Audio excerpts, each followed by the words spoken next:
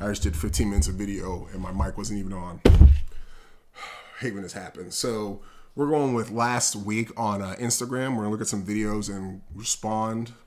I hate when this happens because then the authenticity is out the window. I gotta like repeat myself without repeating myself, but keep the same original main points, but not be inauthentic. But I gotta be inauthentic to get the point across. I hate when this happens. Okay, so here's the first one we're looking at.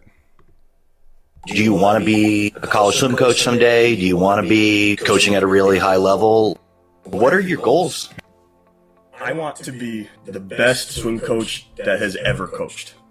What that means, I don't know if I've defined yet. By title, there was certainly a time where I thought for sure I wanted to be a head coach of a major college program, right? And honestly, I pictured myself as the head coach at Texas A&M. It has all the resources, right? It's in the SEC. That school and that program has the making to be a powerhouse. Honestly, I still picture myself in that role someday. So on one end, I want to continue to developing individuals to swim at the highest stages of swimming. And I'm confident in my ability to do that and to continue to learn how to do that better. But I'm also probably more so excited about the idea of building team and building culture and building a program that itself can produce many of those individuals. Bowls uniquely is kind of already set up to do that, and now I'm playing a role where I'm helping it do that. But as I progress individually in the sport, I certainly want the opportunity at some point to lead a program to do the same thing. All right, so that was from, I guess, this Coach Chris.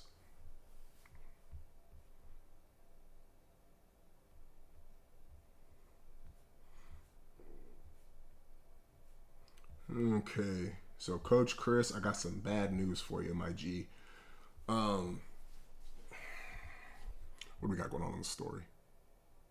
Oh, just a photo. Okay, so Coach Chris, I got some bad news for you. There is a reason that Texas A&M has all the makings to be a powerhouse program and hasn't. Okay? There's a reason. And there's something you got to realize about Texans, all right? And this is why A&M will never be successful. Even though they have the resources, right? It's three things. One, the pride of being a Texan. Two, the psychological issues of being an Aggie. And the third one is culture building.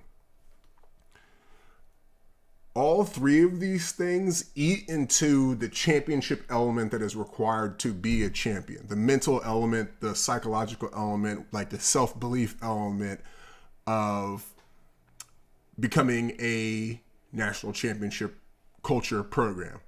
Okay, so let's talk about, we're going to work backwards because it kind of makes more sense. So I guess we'll work forwards. One, Texas pride. And I say this, I'm going to lead with this first. If you were to say Texans are arrogant, I would say that's fair. And I mean, this is actually one of the issues too. Excuse me. I don't mean the University of Texas, all right? And that's one issue right there. I mean Texans, the state of Texas. Lone Star State, Six Flags Over Texas. We're all the way outside. The only state in the union who's been its own country. Right? Honor the Texas flags. Honor the Texas flag. I pledge allegiance to thee. Texas, one and indivisible. Okay. Like the self-respect, self-reverence, self-superiority, if you want to call it that. Like the way that Texans look at Texas is like a surefire internal validation of who you are as a human being. And I mean that. Okay. I'm a Texan through and through. I consider myself Texan before I consider myself American. Okay. That ain't very common in other states. Okay. And I know a lot of people think about Texas and it's like, oh, this place is racist. It's not really. You know, we definitely have our sundown towns, right? Every place does. The worst one, ironically, is not even in Texas. It's in, I think it's Oregon. Oregon has a terrible one. Check it out. Look it up. But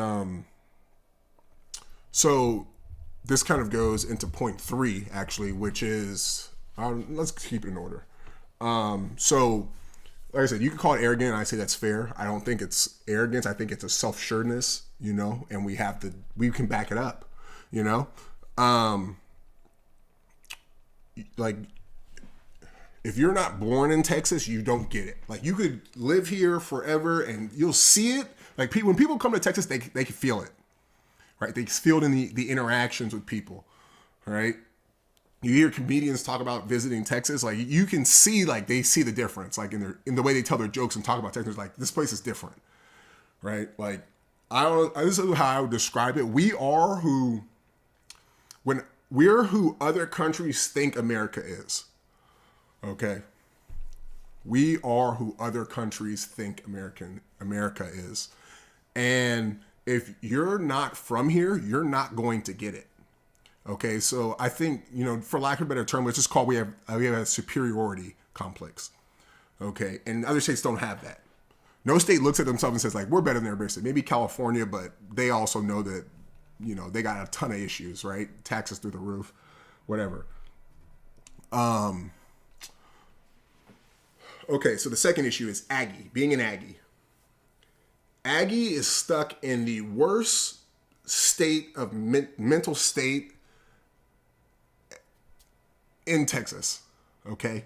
Of all the schools, Texas Tech, TCU, Texas State, UTSA, Houston, Rice, University of Texas, SMU, North Texas. I'm sure there's more. I'm just drawing a blank on them right now. But Aggie is the perennial number 2 school in the country, okay? They have a little brother syndrome that is like nothing you've ever seen before, okay?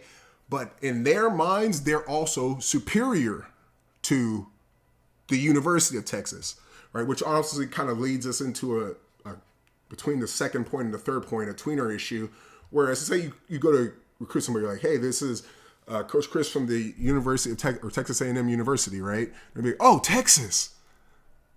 And be like, no, Texas A&M. What's a Texas A&M? Like, that's an issue, right? You've already degraded yourself, or put yourself in a position to be degraded, just because people don't know Texas A&M like that. Like, they know UT like that. Number 1 earning brand in the country, makes so much money that there's always construction going on in Austin because, the athletic department they got to spend that money. But,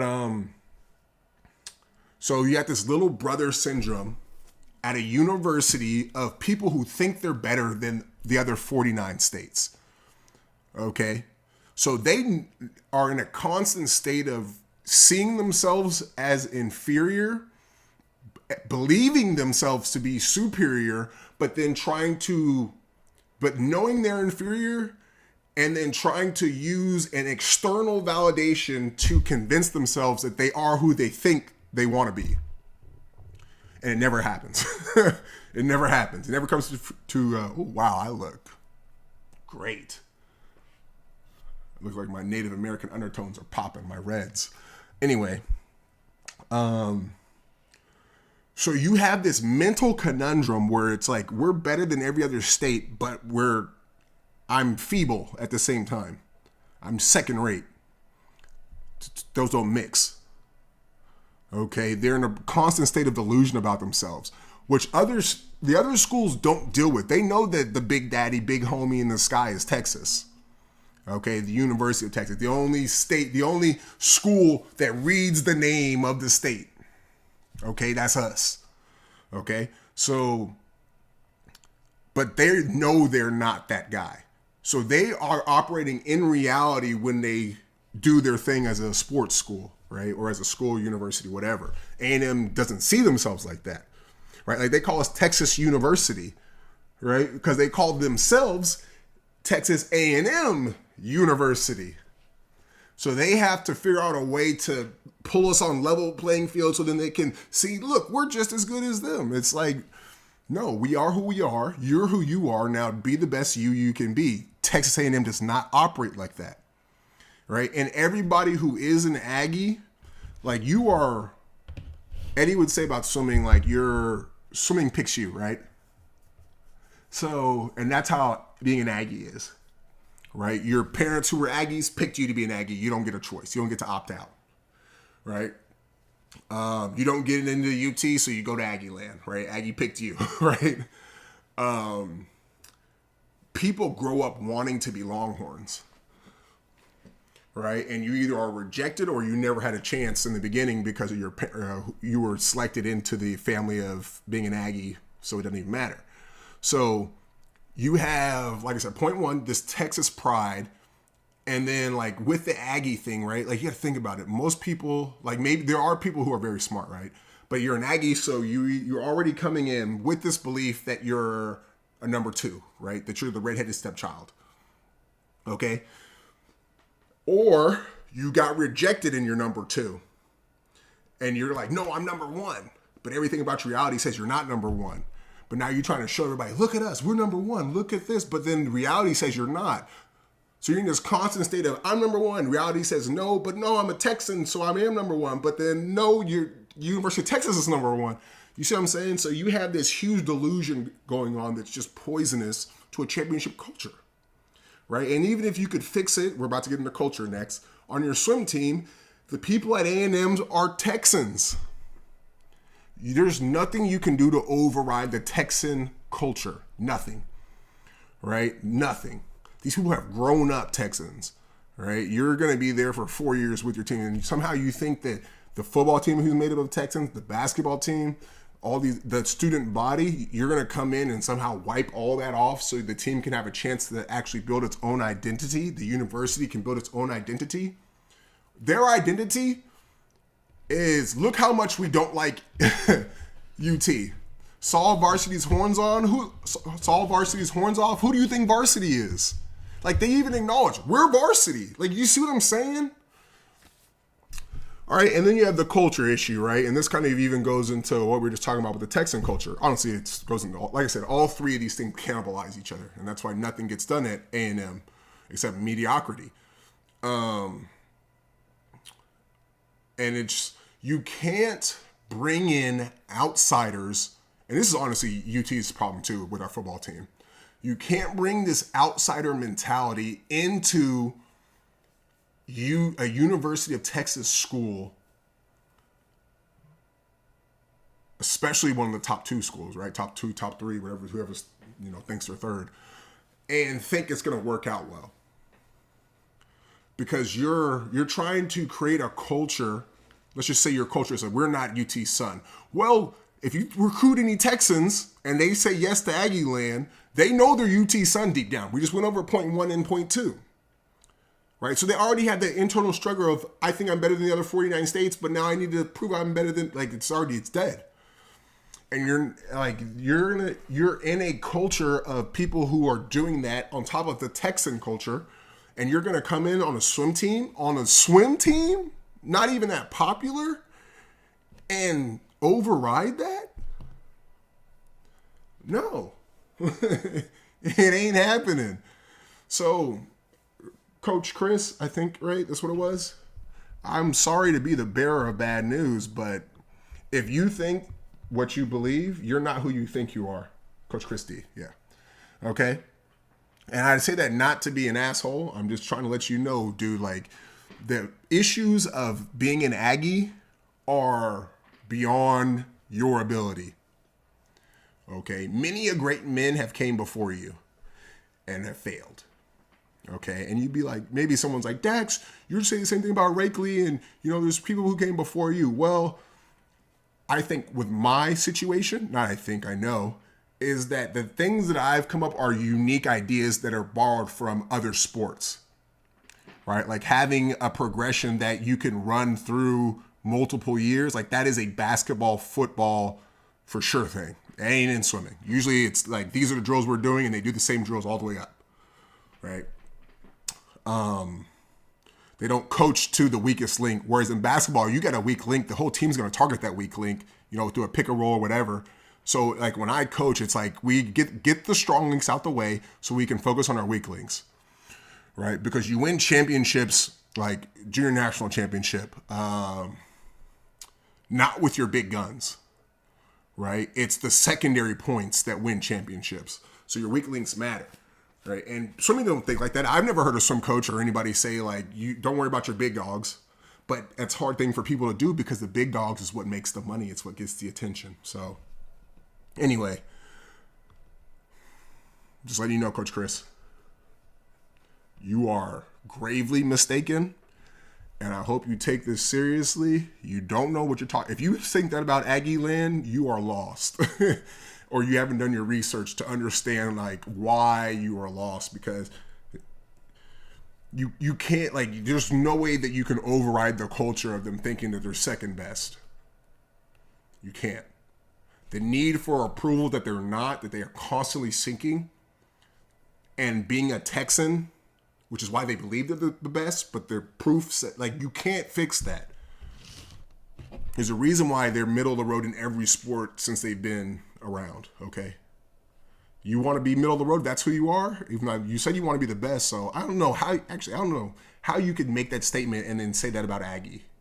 If you want to be the best, you do your research and you understand your details. So now if you pulled it off at A&M, yeah, I'd be the first one to tell you, okay, I was wrong. Like, you are him. But if what I'm saying is new to you, you ain't him. Let's just put it like that. Anyway, let's go to this one next. What is this supposed to be?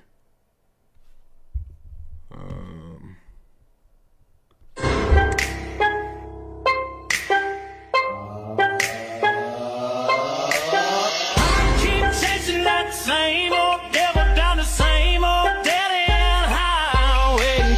Fighting that storm run through my veins like a shot down tailspin airplane. Scared of nothing and I'm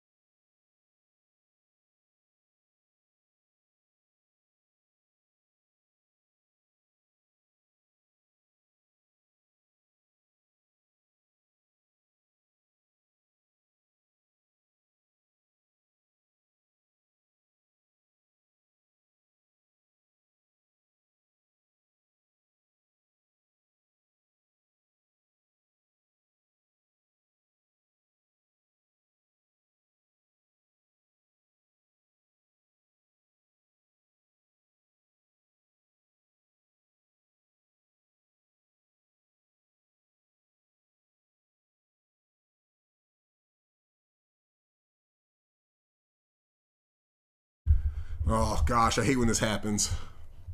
So the point of that video, what I'm trying to say is, this starts with coaching. And these, like, your kids, they're blank slates. Like, especially if they've never swam before, or they come from a team that was less than, and maybe they were a good athlete. They don't know the rules that go into being elite. So you have carte blanche, like free reign, to install what you want. You know, you could coach this kid like a pro, and they'll be like, oh, no, this is just how swimming goes down. I'm not saying do that. What I'm saying is you can give them whatever standard you want, and they'll rise to it, right? Now, they're going to fall to the lowest standard you set, so that's why I say put it in the stratosphere, because they'll go to that low standard, and they will stop there, right? Most kids don't go above, but they're thought of what above. They don't know that your bar is here, and they're jumping and they can't reach it. They think the bar is here and they can grab it and, you know, do those baby pull-ups. You know, we know as coaches that the bar is too high. They don't. Right? It is what it is to them. And I think as a coach, you have to facilitate this and like breathe life into it. And I know as a coach, like I coach swimming more like football or I'll say basketball because that's what I was heavily involved in.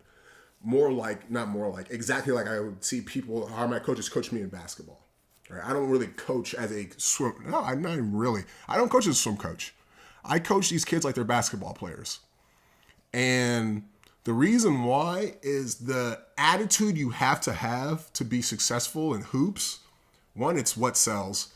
But two, like if you have that, you can punk these swimmers. Easy money. Put them in a locker, shank them by the ankles till all their quarters fall out from their mom. You know what I'm saying? Straight bully ball. And like the kids, they don't know that isn't the swimming way. Right? That's what I'm saying. Like you can make the kid that warrior on that horseback easy. And this is, like I say, the problem swimming has is we're so far up our own asses. It's like what I just described is not the swimming way. So they'd be like, no, we can't do that. Like that's not how swimmers do it. And it's like, okay, cool. You do it your way. We'll just keep putting them hands on you at every swim meets. So that's a spanking in case you didn't pick up on that. But here's another video on attitude, right? Same thing. Like you will never see anybody do this in a swim meet. I will. I remember when I won NCAA, I looked right at the cow bench and right in there. You know what I'm saying? So I remember they were silent. They were just took it. Just like they couldn't hide. You gonna take this yell, right? Like you look at this in swimming, or even in this, a swim coach would look at this as unsportsmanlike.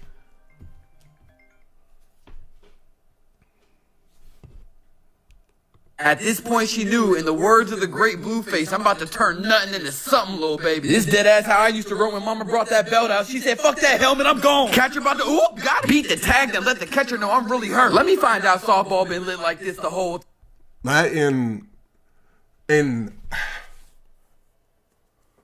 swimming especially, that would be bad sportsmanship. That is normal. I would say she didn't do enough. Right? Like that is a normal occurrence. Like and the thing is in other sports, it's like if you don't like it, do something. Like why you let her score then? Like that's how these other sports operate. And swimming, it's like, no, like I get it, you're on offense and you're trying to win, but I need you to play defense after you win too. For them. Like, no, that's not how sports go down. And this is what I'm saying, like, swimming is so lost, like, you don't even have the essence of sport in your sport. What is wrong with you people? How do you, like, this stuff is, I guess it's not obvious, but it's like, if you've played any other sports at a high level, I don't mean like, oh, I rode the bench. I mean varsity, like, you was out there punking some dude out, jumping up dick to dick and just dunking on him and screaming at his face while he's on the ground, knowing his mom and his dad are up there and humiliated and embarrassed. Like, you don't get it. But like, that's what people want to see. They want to see that ferociousness. And well, I hope we can get some more money in our sport. Or you got from the guy's side like, oh, I'm working really hard and I hope. I wish I could have played people who said I hope, because it would have been the most vicious game of their life they've ever been in. I mean, elbow in the throat. And when I play basketball, I power dribble. And when I pivot, my elbows are up. I hope your head is there. Right? That's how I coach kids. Like, we ain't here to make friends. They can be our friend under only this reality where they acknowledge us as their superior and they treat us like that. Now we can be friends. Right? Now that I know that you know that I'm better than you and you're going to treat me like I'm better than you, yeah, for sure we can be friends. Like that's how I coach. And that's an issue with our sport. Like, because as a spectator, you want to see that. You want to see that passion, that ferociousness come out. What's this? Kids don't play hard because practices are not hard. Yeah.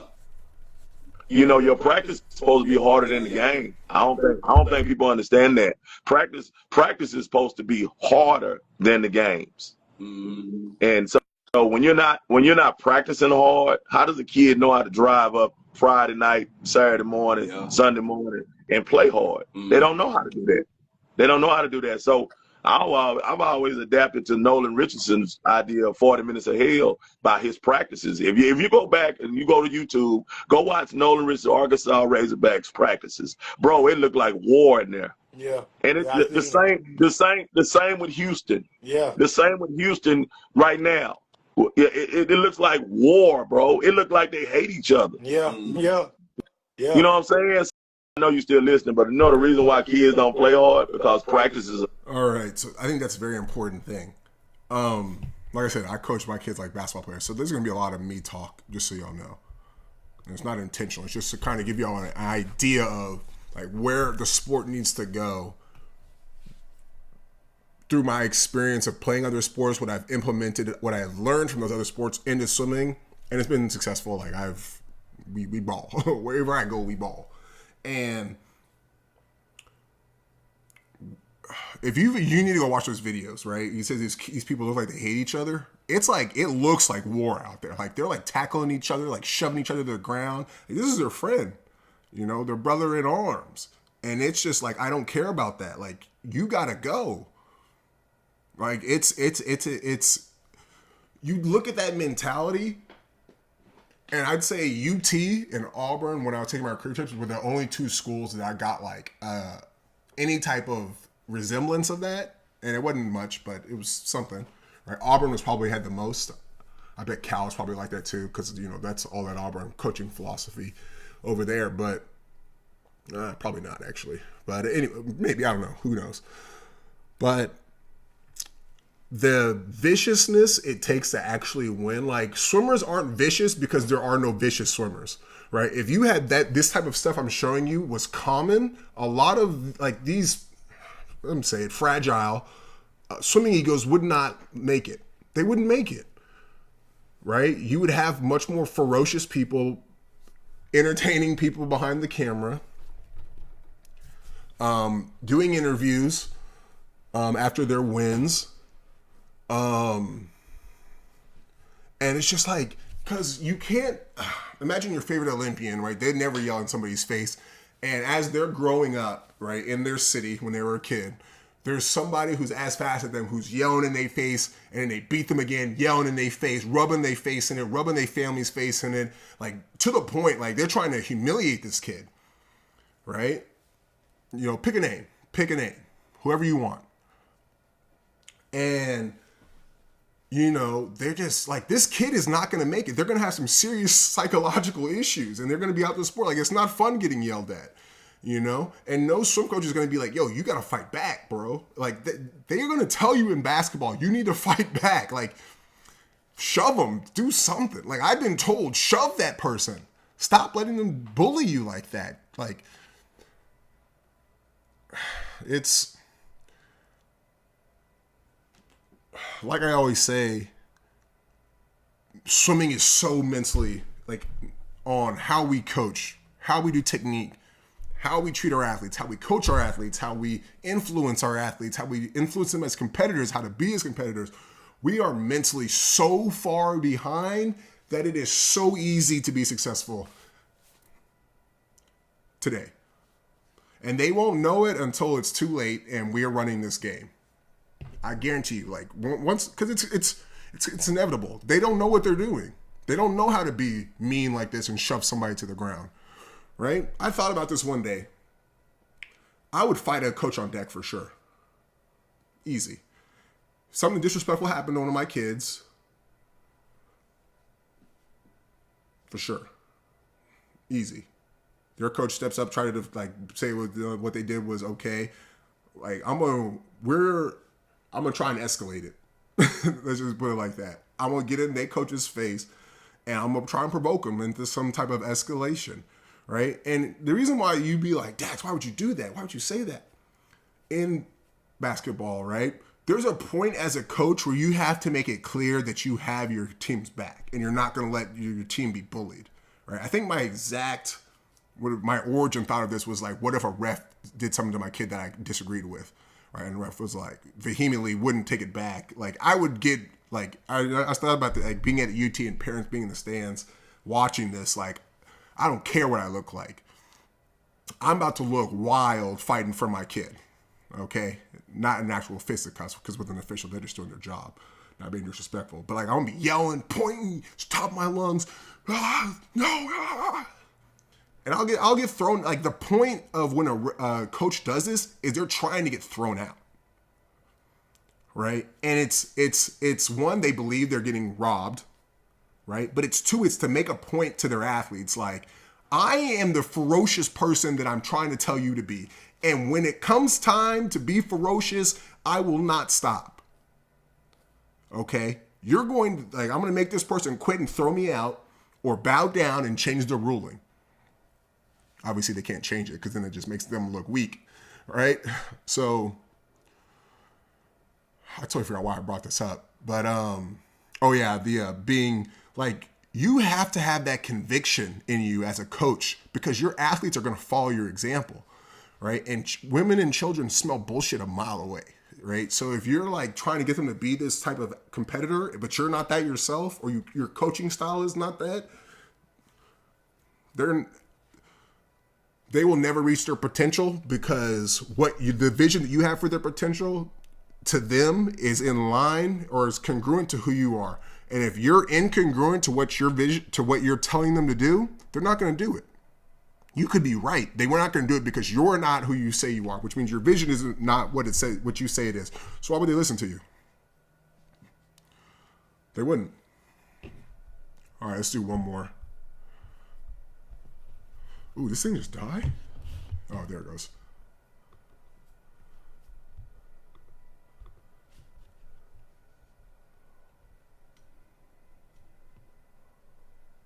Ooh, let's talk about this one. Yeah, Florida Gator. To say it was warm welcoming, not at all. Mat drills completely changed the game. One person would get down, the other person would jump on his back, and you gotta stop him from crawling. Just the most grueling physical pain you can be in. All right, and there's a winner and there's a loser.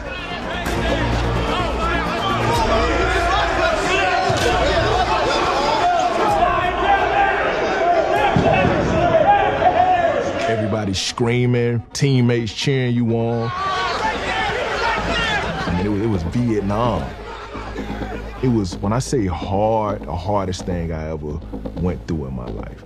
You are stop faking it, bro. My attempt was to get people that weren't committed to quit the team and find out who was going to be all in.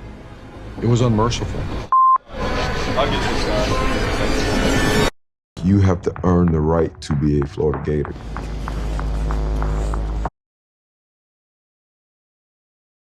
And I think this might be an interesting thing. I'm not saying this should be allowed, but it's an interesting thing on hazing too, right? So let's just say a team does hazing, right? Now, obviously you can, tattletale, or you can go through it, or you can not do it. The point is who is in.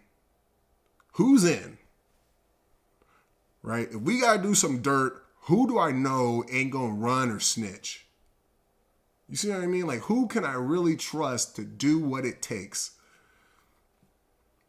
Right? And I'm not, like I said, it's not about hazing at all. It's about whatever test it is, your athletes being sure. Right now, the mat drill, we had something similar to this. I hope it doesn't get anybody in trouble. But my freshman year in high school, we went out to the football field, right? Before, we finished swimming, and then it only happened once. But we kept it going. But, as the years go on, and a degree of it,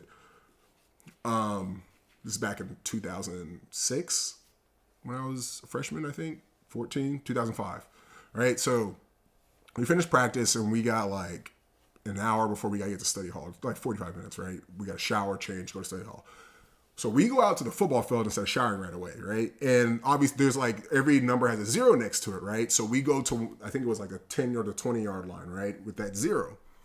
And it was like freshman fight night or something like that, right? Before, it's not night actually, but I'm just kind of just saying that to, set the stage. But every freshman had to like fight/wrestle somebody, and your goal was to get them outside of the 0s, right? And it was like no holds barred, like.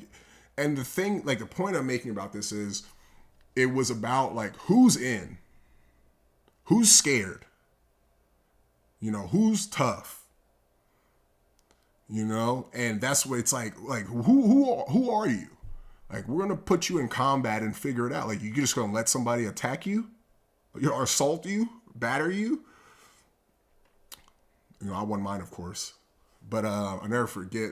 I may have said this in another one. These 2 Asian kids went together, and they like hit each other in the air, like did some anime shit. I'm not even playing with you.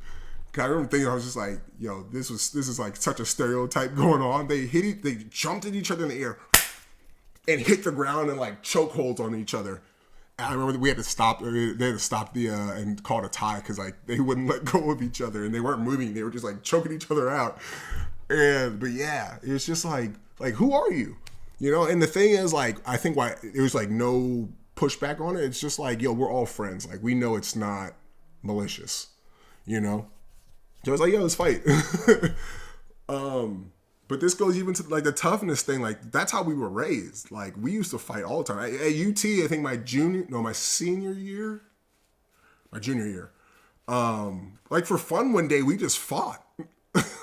Or it was like wrestle fighting, but I remember I took there was an underclassman, I'm not gonna say his name, but he had that country boy strength, and he's who I picked because I was like, I know everybody knows that this guy is like the country strong.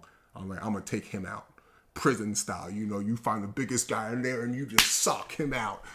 And obviously I didn't do that, but he's the one I wanted, and I tried to choke him out, and he tapped out. Right? And it wasn't about it's just asserting dominance, and, everybody knows, like, yeah, I'm that guy. Like, you can count on me, and, sorry, Eddie. Nobody was hurt when it happened. Just, everybody went to practice the next day or 2 days later because it was Saturday. And we had to use, it's like a fun thing. Like, we had a bounce house, we're jumping off the roof into the bounce house because the bounce house was cushioned, so we would like catch us. And then, you just roll. Like, we were an insane bunch, had a great time at UT. But, yeah, it's like this, like, these things are kind of extreme versions, but you can implement this stuff on your club team easily, right? Like, and I knew, especially with the girls, because I love chick politics, but like the racing side of the competitive side of and the negative side of that, I have no patience for.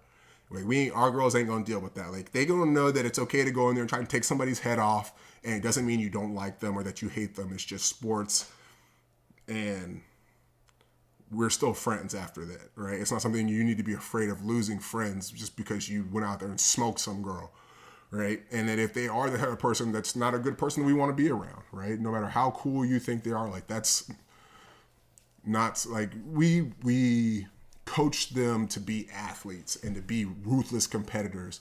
And it's not like I said, like, it's not like they looked at this and did it thinking, oh, like, this is a bad thing. Like, oh, no, it's what they knew. It's what they grew up in. They didn't know any better. So I think as a swim coach, you got to remember that, like, you can set whatever standard you want, but you got to be congruent to it. You got to live by it. So these kids know you about that action. Maybe it means getting thrown out of a swim meet, right?